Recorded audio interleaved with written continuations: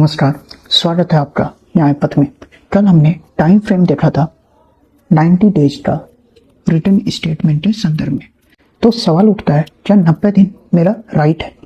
तो नहीं, 30 दिन आपका राइट है और 60 दिनों का एक्सटेंशन मिल सकता है कोर्ट के परमिशन के बाद। और ये बात क्लियर हुई थी Mohammad Yusuf versus Faiz Mohammad 2005 Supreme Court के केस में। तो 90 दिनों के बाद क्या बार लग जाता है? क्या एक्सटेंशन नहीं मिल सकती 90 दिनों के बाद? ये दूसरा क्वेश्चन उठता है। तो ऐसा भी नहीं है। और ये बात बताई गई थी शंभू जी वर्सेस गंगाबाई 2008 सुप्रीम कोर्ट के केस में। ऑर्डर 8 रूल 1 सब्सटेंटिव रूल नहीं है, ये प्रोसीजरल रूल है और इसलिए यहाँ पे थोड़ी बहुत रियायत दी जा सकती है।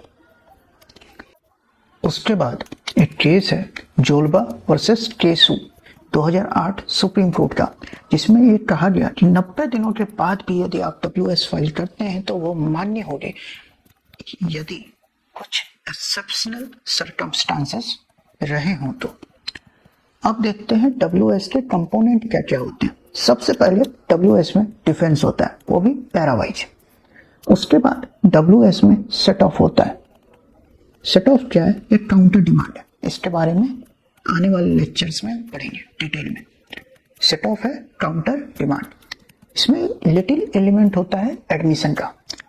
इन दोनों डिमांड को बैलेंस किया जाता है। ये ना तो ऑफेंसिव है ना डिफेंसिव है।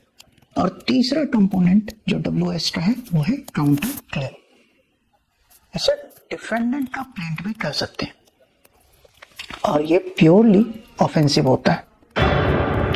तो आज के लिए इतना ही, फिर मिलते हैं। Thank you.